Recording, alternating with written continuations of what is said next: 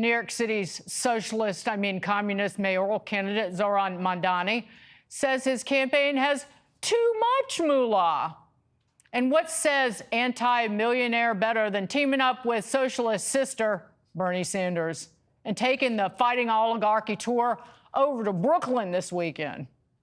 Sanders taking to X, calling the race, quote, a clear example of a corrupt political system, unquote, where, quote, the oligarchs spend whatever it takes to defeat him. Democratic leadership refuses to endorse him, and together we will take them all on and elect Zohran as mayor, unquote.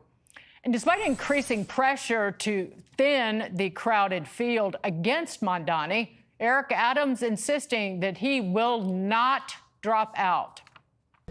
I have two spoiled brats running for mayor. They were born with silver spoons in their mouths, not like working class New Yorkers. They are not like us.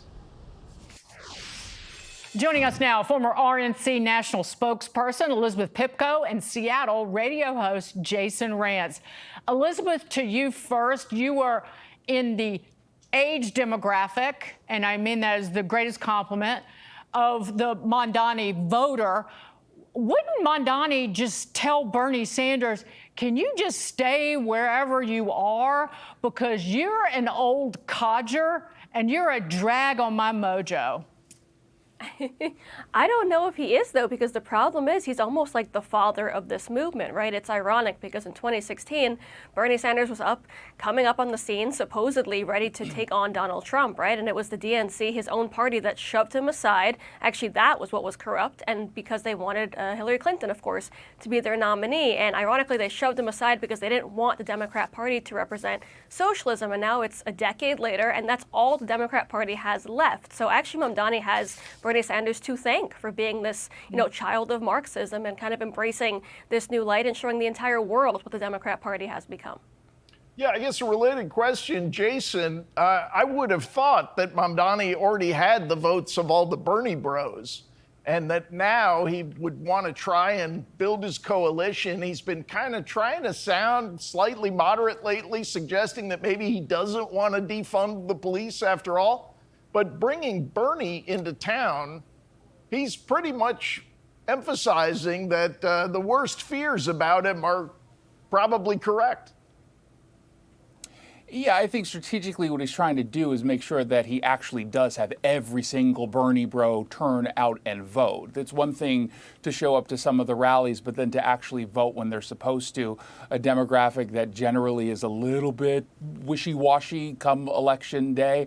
It's like, oh, there's a sale of gluten-free tortillas and oat milk lattes. I'm going to go ahead and do that instead of go and vote. So I think that's really what he's trying to do, is just shore up. When you're working with a large piece of a small pie, every vote actually counts. And with Eric Adams still in the race, Cuomo, Sliwa, you do have to make sure that you're getting everyone that you're quote unquote supposed to. I think you're right, though. The biggest issue here is it does alienate some more moderates who maybe look at this guy and say, hey, maybe he's changing his tune. I like his energy.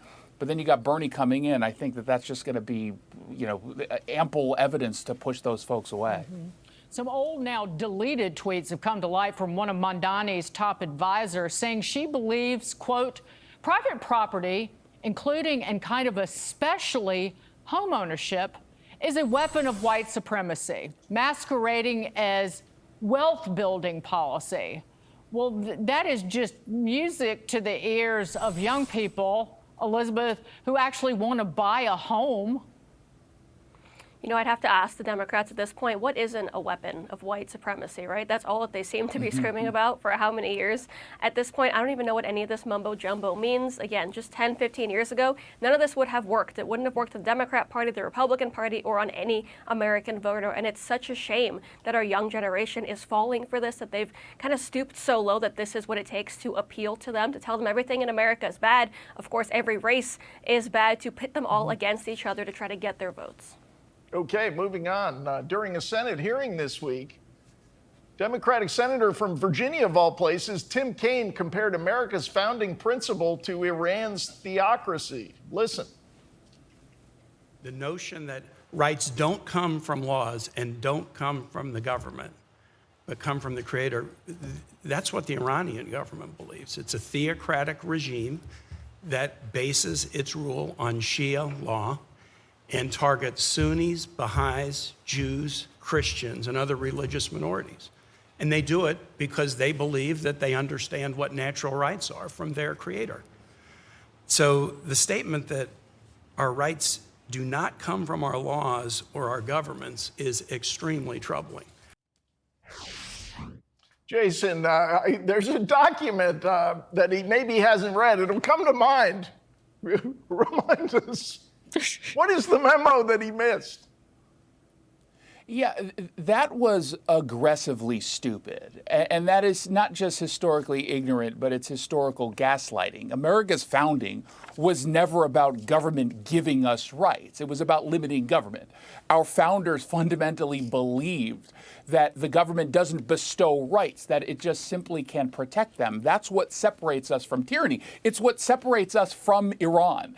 Anyone with like a casual knowledge of American history, the Declaration of Independence, our general founding would understand that the remarks he just made there are so misguided and unpatriotic.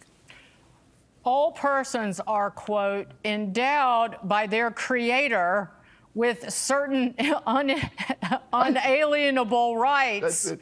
That's the line from the Declaration of Independence.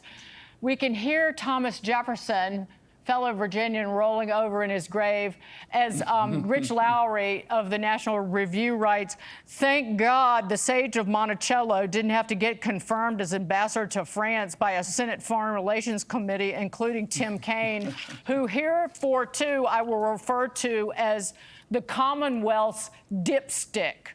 Elizabeth. I mean, you said it best. Look, it's a shame, right? This is a godless party. They don't know where they stand. They don't even know what America is anymore. I grew up saying the pledge, one nation under God. I say it every single day. I'm proud to say it. I thank God this man did not get into that White House with Hillary Clinton. He doesn't deserve it. He doesn't deserve to be where he is. And I hope everyone remembers that he does not stand for what this country does. I actually thought it was Tim Walz for a second, but they're two peas. Same thing. Yeah. They're two peas in a pod. Elizabeth, Pipko, Jason Rantz, great to see both of you. Thank you so much.